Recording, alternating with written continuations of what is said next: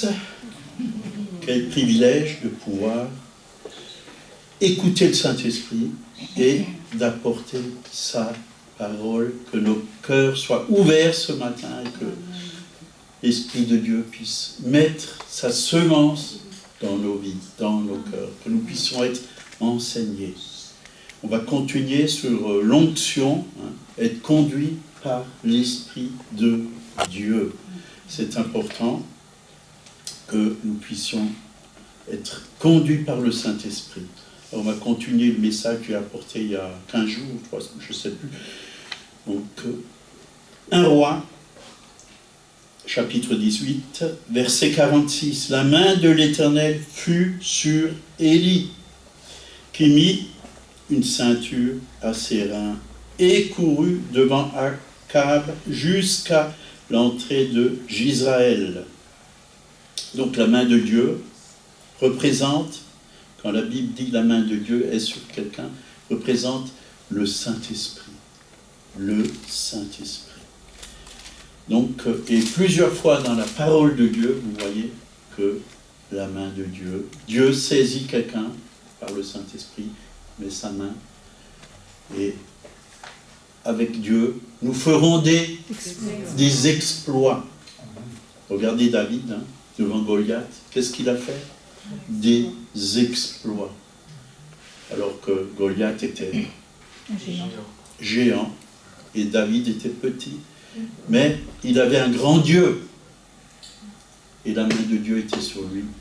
Et il a défié Goliath et il l'a vaincu, il lui a coupé la tête. David aussi, dans la parole de Dieu, on le voit, il protégeait son troupeau, il y avait les ours, les lions, il prenait l'autorité, la main de Dieu le saisissait. Samson, plusieurs fois aussi, dans la parole de Dieu, la main de Dieu, de l'Éternel fut sur Samson. Il a ouvert la gueule d'un lion et il l'a tué, puis il a trouvé par après, quand il est passé, un essaim d'abeilles, et il y avait du miel dans la gorge du lion. Voilà, la main de Dieu. Est-ce que la main de Dieu vous saisit? Moi, j'ai souvent senti cette main me saisir quand je ne pouvais rien faire. Mais que lui pouvait faire quelque chose. Un jour, j'étais dans un champ, je priais, je louais Dieu. Et 2 grands bergers allemands sont venus en courant, et j'ai entendu ce bruit, tatin, tatin, tatin, il sait quoi ça? J'ai levé ma tête, j'ai vu 2 bergers allemands qui couraient vers moi, quoi. Et quand ils sont arrivés à 1 mètre, je me suis levé, j'ai dit Jésus. J'ai vraiment senti la présence de Dieu qui est venue. Et les chiens ont fait demi-tour et ils sont repartis. Aussi vite. Dieu nous conduit, Dieu nous saisit, que ce soit quand on apporte un message, Dieu peut nous saisir. Parfois on se sent vraiment incapable, on se sent faible. Mais Dieu est fort. Et quand on lui fait confiance, quand on place notre confiance dans le Seigneur, on voit sa force. Et c'est bien d'être faible. C'est quand je suis faible, dit l'apôtre Paul, que je suis fort.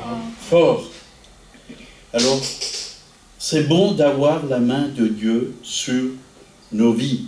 La main de Dieu, elle nous construit, nous libère, nous bénit, nous renouvelle, nous instruit. Mais la main de Satan nous apporte la destruction. Et c'est vrai que la main de Satan peut venir sur une personne. Et l'ennemi peut apporter toutes sortes de maux dans nos vies. De dérèglements, de maladies, de mauvaises pensées. Des choses qui viennent de l'enfer.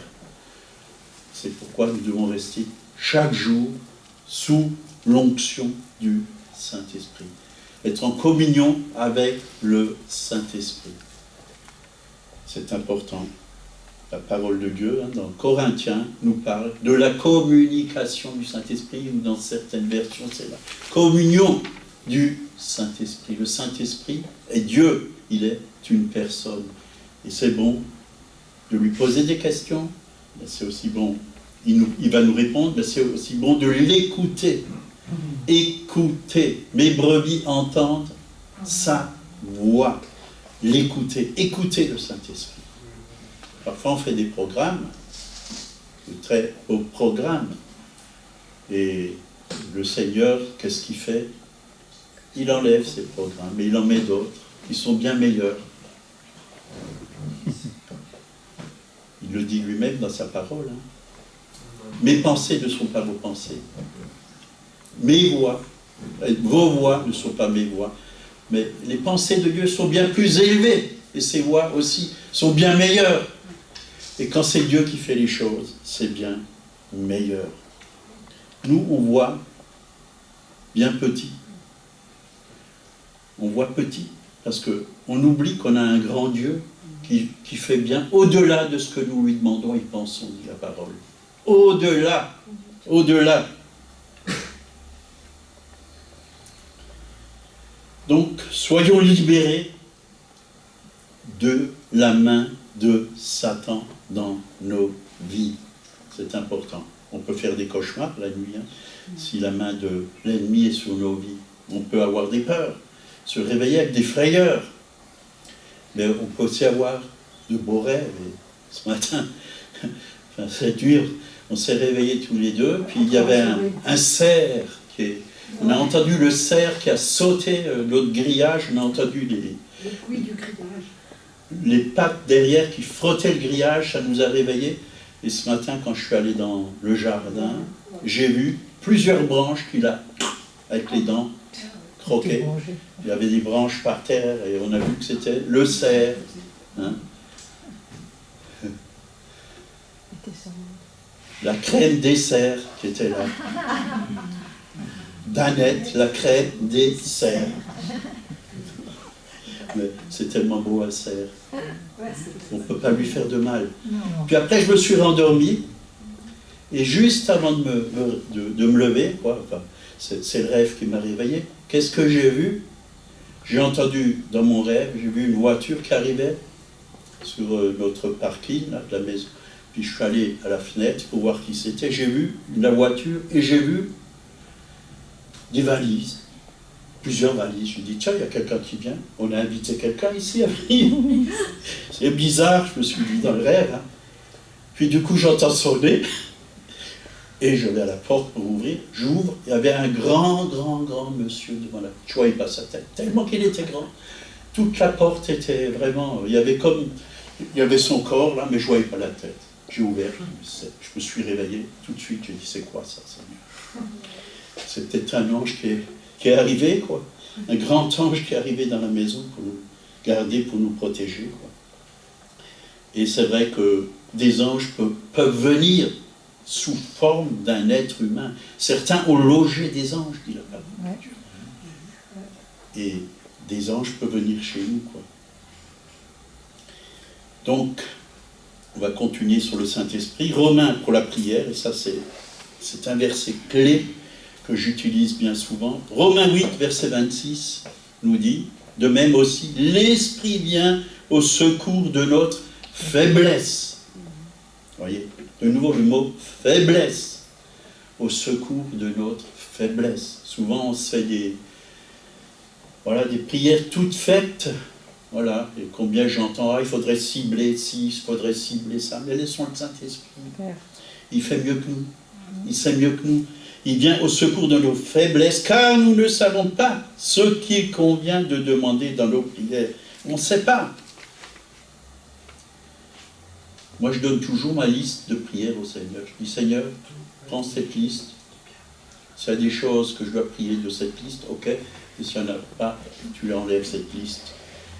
Je ne suis pas au supermarché pour faire mes courses, mais je suis devant toi et je veux faire ta volonté. Et je veux demander ce que toi tu veux que je demande, selon ta pensée, selon ta volonté. Nous ne savons pas ce qu'il convient de demander dans nos prières, mais l'Esprit lui-même intercède par des soupirs inexprimables.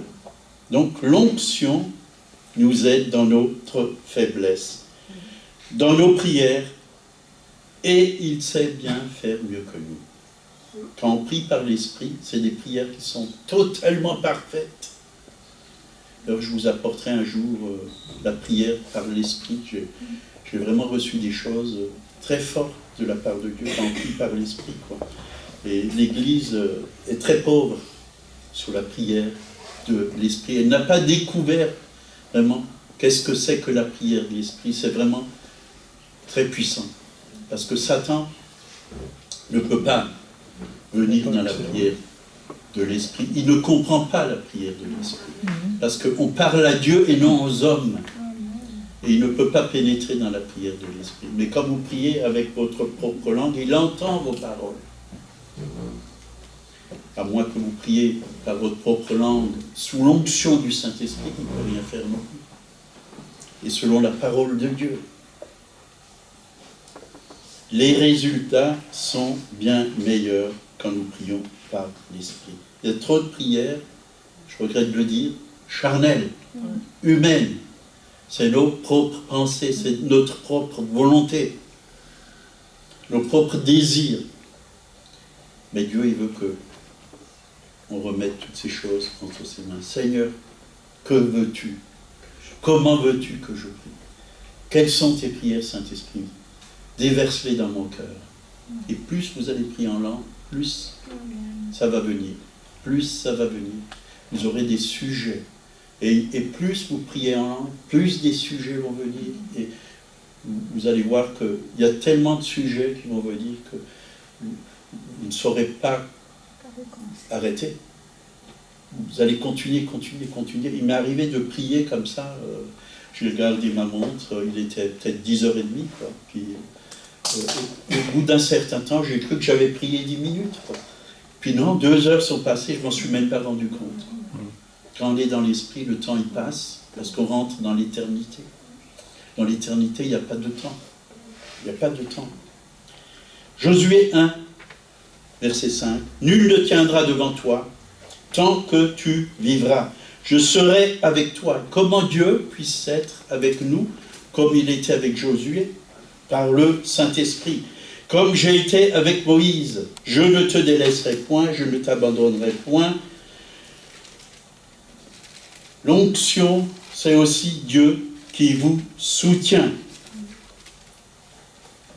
Même quand les hommes ou le diable est contre vous.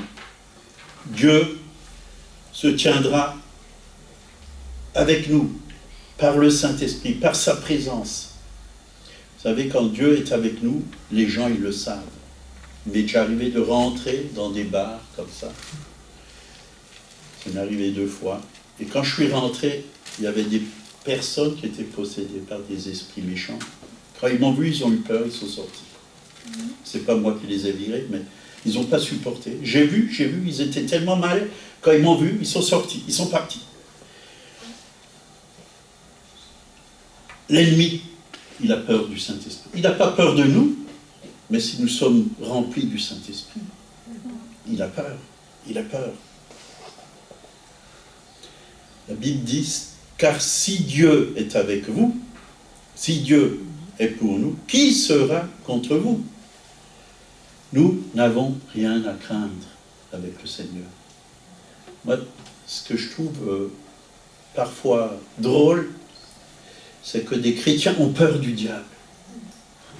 Ou des hommes. On n'a pas à avoir peur.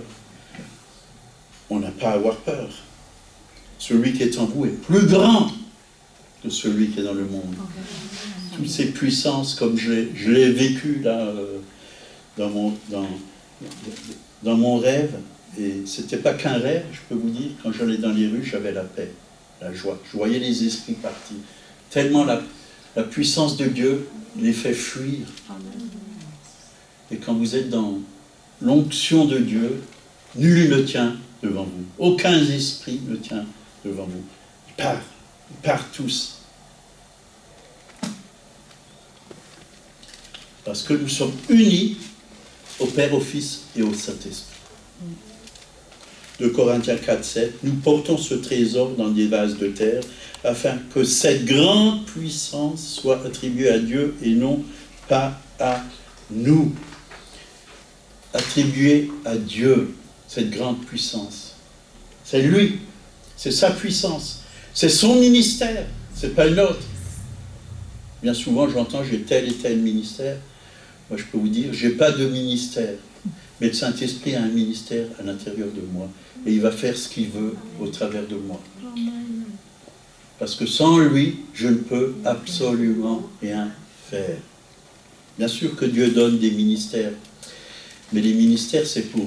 Ça veut dire service. Ministère veut dire service. On sert Dieu dans une fonction particulière que Dieu nous donne. Moi, je n'ai pas de grand ministère, mais Dieu en a un grand.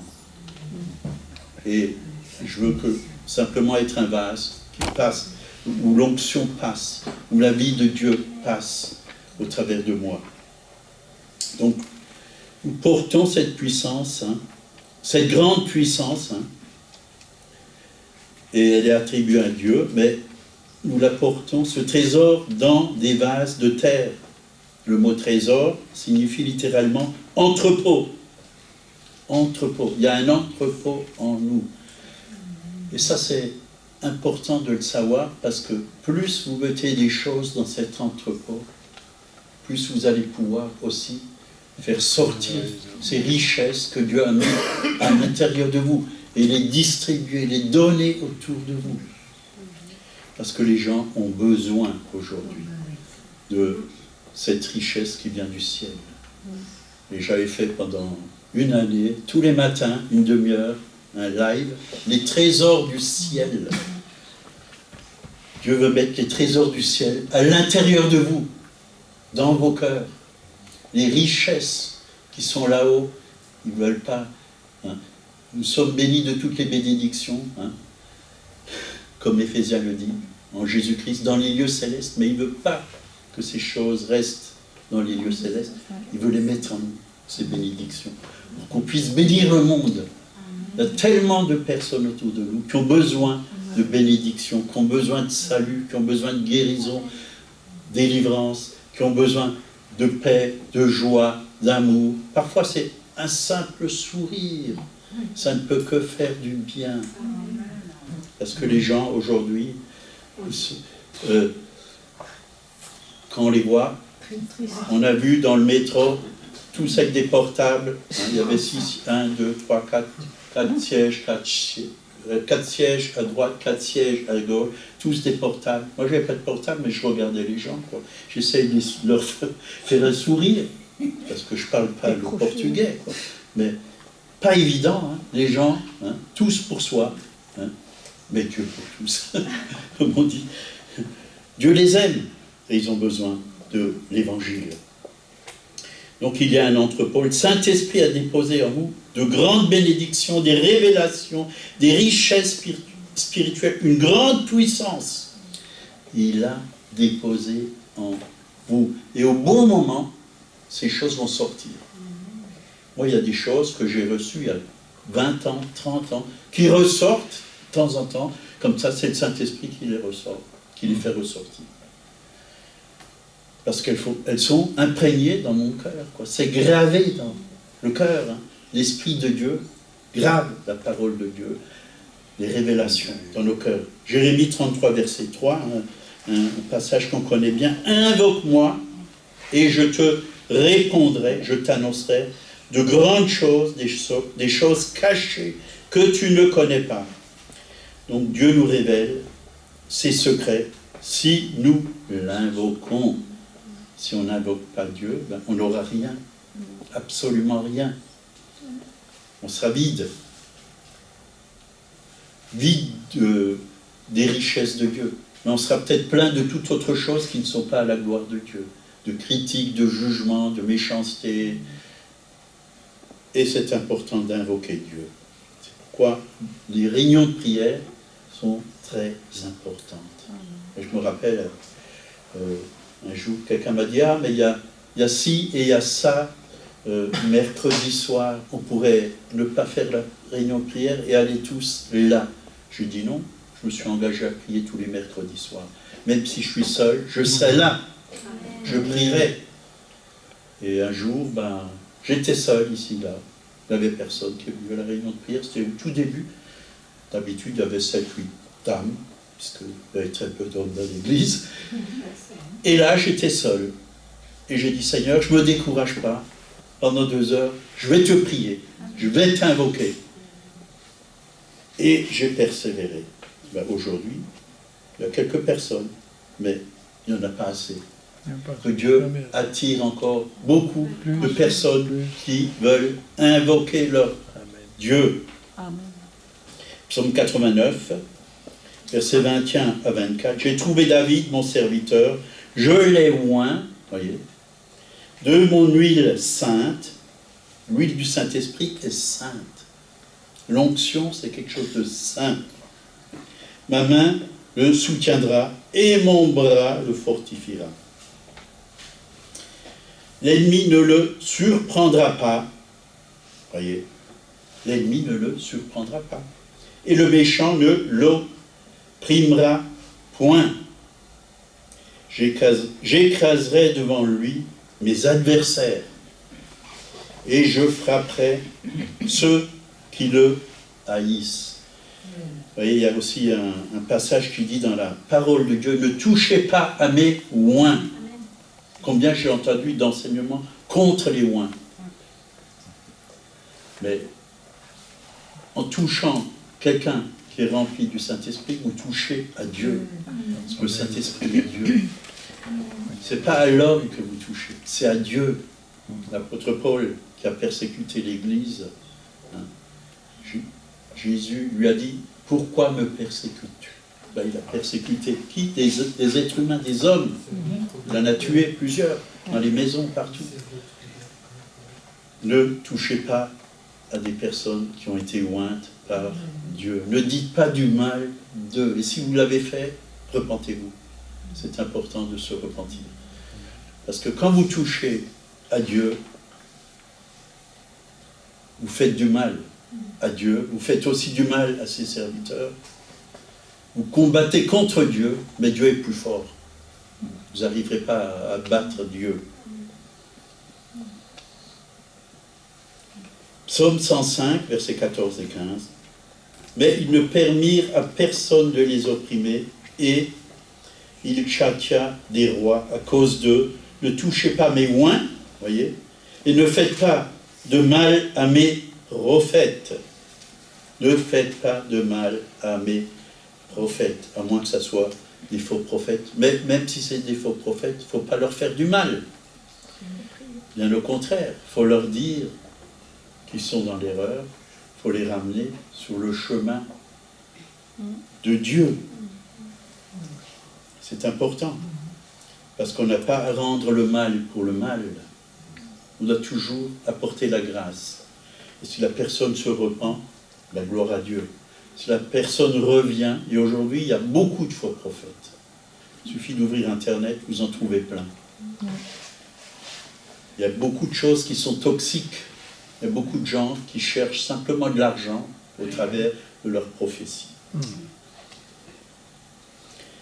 Psaume 23, tu oins d'huile ma tête et ma coupe déborde. Oui, le bonheur et la grâce m'accompagneront tous les jours de ma vie. Donc, tous les jours de ma vie, le bonheur et la grâce. Nous sommes oints pour déborder sur les autres. Les bénir, les libérer. Les bénir et les libérer.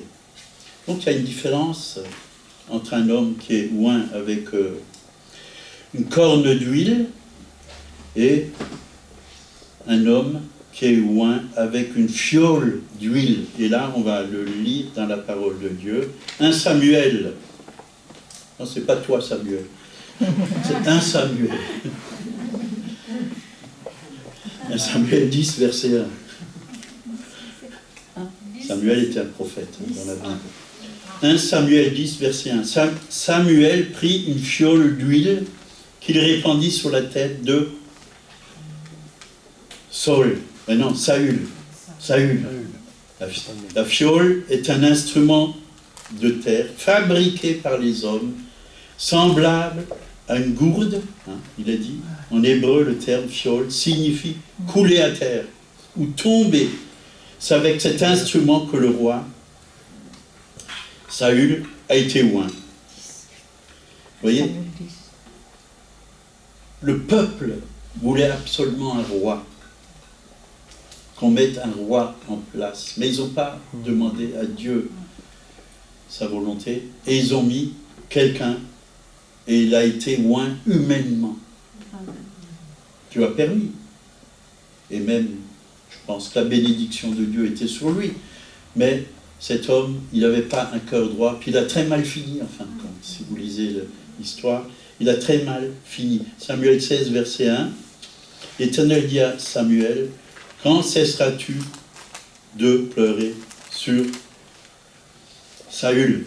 Je l'ai rejeté afin qu'il ne règne plus sur Israël. » Il a été rejeté. Aujourd'hui, il y a beaucoup de gens qui sont mis en place que Dieu n'a pas oint. Que des êtres humains ont oint. On ne sait pas la motivation pourquoi ils les ont oint. Peut-être puisqu'ils avaient beaucoup d'argent, beaucoup de dîmes à donner. Ce n'est pas ça pour cela qu'il faut oindre des gens. Il faut regarder au cœur. Dieu regarde au cœur. Dieu regarde au cœur. Il y a des gens, c'est vrai, ils cherchent à faire du business avec l'œuvre de Dieu. Ils vont enseigner pour recevoir un don pour eux-mêmes. Mais ça doit être Dieu la source. On ne doit jamais demander aux hommes, on doit toujours demander à Dieu.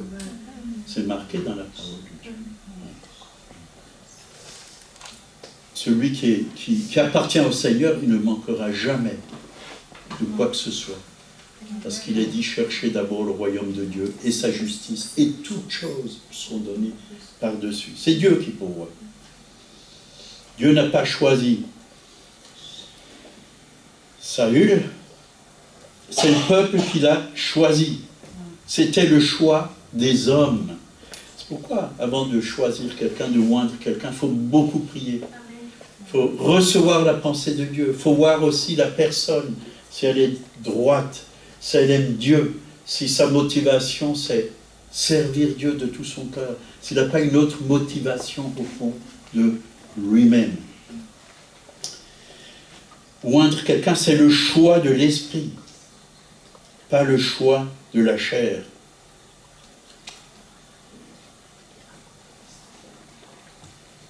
Et certains ont été oints de père en fils dans des assemblées. Le père était pasteur, ah ouais, on va mettre notre fils ou notre fille, on va les oindre, on va leur donner une responsabilité. Ben, si c'est pas Dieu, c'est humain, c'est charnel.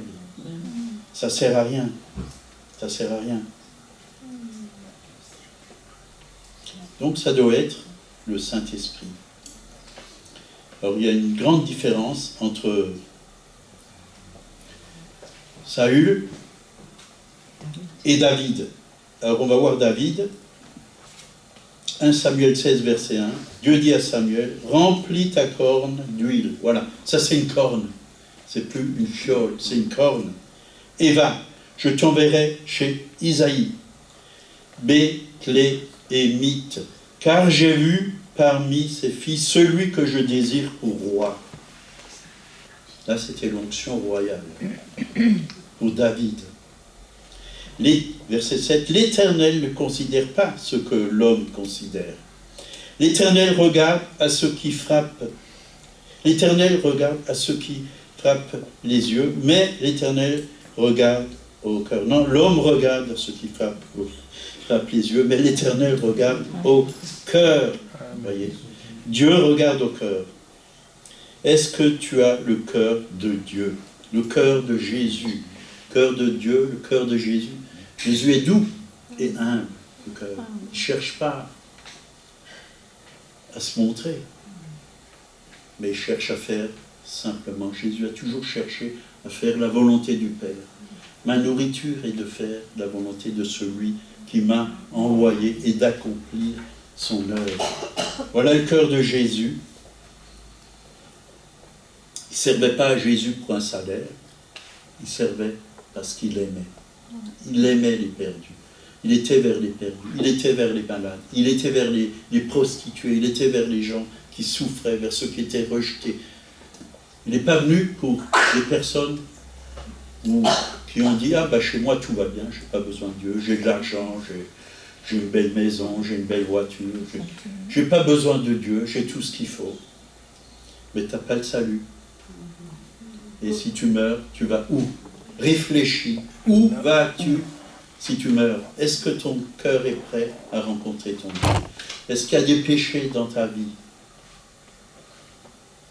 Verset 10, Isaïe fit passer ses 7 fils devant Samuel. Et Samuel dit à Isaïe, l'Éternel a choisi aucun d'eux. Puis Samuel dit à Isaïe, sont ceux-là tous tes fils? Et il répondit, il reste encore le plus jeune, mais il fait paître les brebis. Alléluia. Lui, il était insignifiant. Lui. Même pour le père, il n'avait peut-être même pas trop de valeur. Il fait paître les brebis. Mais David, quand il était là, en train de paître les brebis, il prenait sa harpe, mais il louait Dieu, il adorait Dieu. Et Dieu a vu son cœur. Isaïe envoie le chercher, car nous ne nous placerons point qu'il ne soit venu ici. Isaïe l'envoya chercher. Or, il était blond, avec de beaux yeux. Ouh là là, pour les célibataires, ça doit être quelque chose de formidable. Et une belle figure en plus. L'Éternel dit à Samuel, lève-toi, oins-le, car c'est lui. Samuel prit la corne d'huile et éloignit au milieu de ses frères. L'Esprit de l'Éternel saisit, vous voyez, saisit, on a parlé d'être saisi, saisit David à partir de ce jour et dans la suite. Bien sûr que David a été plusieurs fois oint, parce que quand il a été oint la première fois, il y avait encore beaucoup de combats. Saül était encore là. Et il avait un peuple, un petit territoire, et ce territoire, il a été oint 3 fois. Et il a pris la place, jusque tous ses ennemis ont été vaincus. Donc on ne peut pas servir Dieu par nos propres forces, par notre capacité. C'est Dieu qui nous rend capables, par le Saint-Esprit. Il a dit, l'Éternel saisit David à partir de ce jour et dans la suite. Samuel a utilisé la corne d'huile pour oindre David. En hébreu, le terme corne signifie, quant à lui, puissance, force, tête ou trompette. La corne est solide et provient d'un animal. Puissance. Trompette, c'est vrai, vous prenez le chauffard, trompette. Tête, David est à la tête. À la tête. Et qu'est-ce que l'ennemi attaque? La tête. Mais comme l'onction était sur David, il avait la victoire. Il avait la victoire. Vous pouvez voir, David a remporté beaucoup de victoires. À un moment donné, il a vécu dans la chair, lui, on l'a vu. Mais Dieu lui a fait grâce, Dieu lui a pardonné. Il s'est relevé et il a combattu le bon combat de la foi. Donc, trompette, la corne est solide et provient d'un animal offert en sacrifice. Voyez. Est-ce que tu t'offres chaque jour en sacrifice devant Dieu en disant, Seigneur, je m'abandonne à toi. Fais ce que tu veux de moi. Je te donne ma vie. Je crucifie ma chair. Je ne veux pas vivre pour moi, je veux vivre pour toi. Je veux mourir à moi-même.